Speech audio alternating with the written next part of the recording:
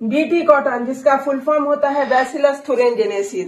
सबसे पहले तो एक नंबर यहीं से बन जाता है कि बीटी कॉटन का फुल फॉर्म क्या है, यानी बीटी जीन को बताइए। तो बैसिलस thuringiensis इसका फुल फॉर्म होता है।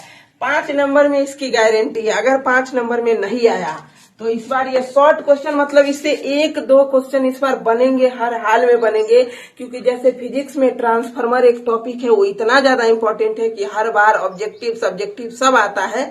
उसी तरह बायोलॉजी में, बायोटेक्नोलॉजी में इससे क्वेश्चन जरूर आता है। तो अगर 5 नंबर में आया तो आपको कैसे लिखना है, चलिए देखते हैं।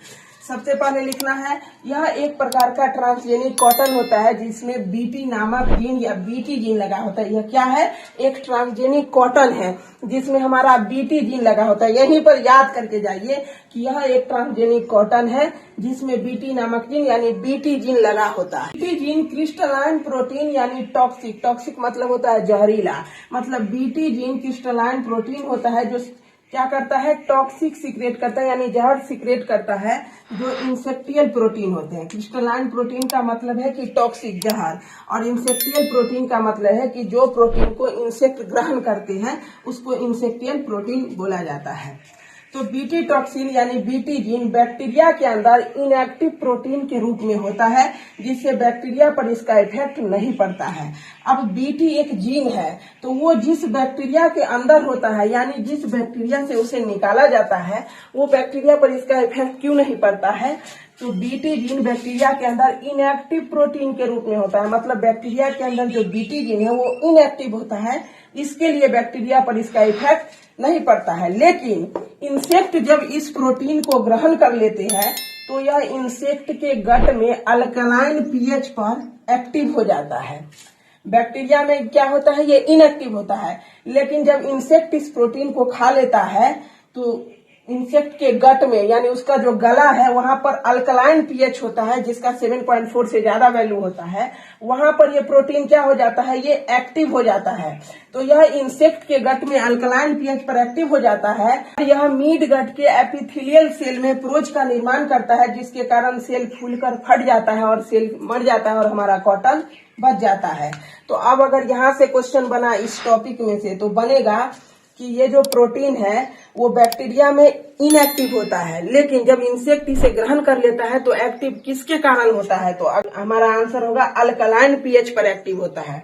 बैक्टीरिया में अल्कलाइन पीएच नहीं होता है, लेकिन इंसेक्ट के गट में अल्कलाइन पीएच होता है, इसके लिए यह एक्टिव हो जाता है। दूसरा बनेगा कि कहाँ पर होता है, तो ये जो इंसेक्ट है उसके मिड गट में एपिथेलियल सेल होता है, एपिथेलियल सेल।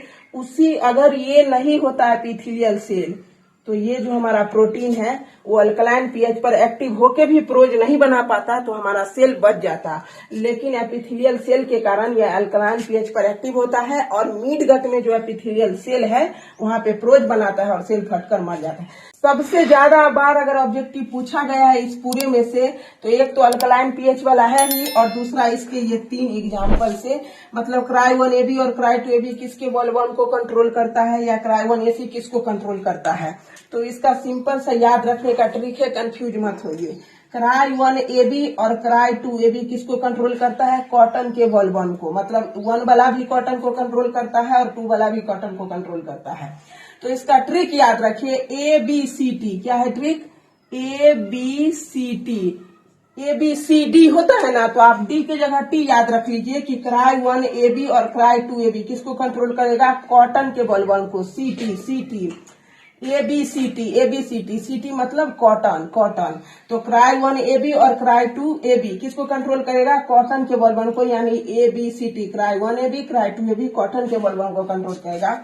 दूसरा है क्राई 1AC, तो इसका ट्रिक क्या है? ACC सीमेंट, यानी क्राई 1AC किसको कंट्रोल करेगा? कॉर्न बोरर के बॉलवर्म को। तो ACC यानी ACC सीमेंट जो बहुत फेमस है, तो ACC यानी क्राई 1AC कॉर्न बोरर के बॉलवर्म को कंट्रोल करेगा। यहाँ क्या था? ABCT यानी cry 1AB cry 2AB cotton के बॉलवर्म को कंट्रोल करेगा, और क्राई 1AC, तो इसमें एक और सी जोड़ दीजिए, ACC किसको, हॉर्न बोरर के बोलबम को कंट्रोल करेगा। दोस्तों इस टॉपिक से बहुत बार क्वेश्चन आया है, हर बार 1-2 ऑब्जेक्टिव इससे आता ही है। अगर शॉर्ट क्वेश्चन में आए तो आपको इतना ही लिखना है, और लॉन्ग क्वेश्चन में आए तो इसी तरीके से पॉइंट बनाकर लिखना है, आपको पूरा नंबर मिलेगा। तो देख लीजिए, मिलते हैं अगले वीडियो में।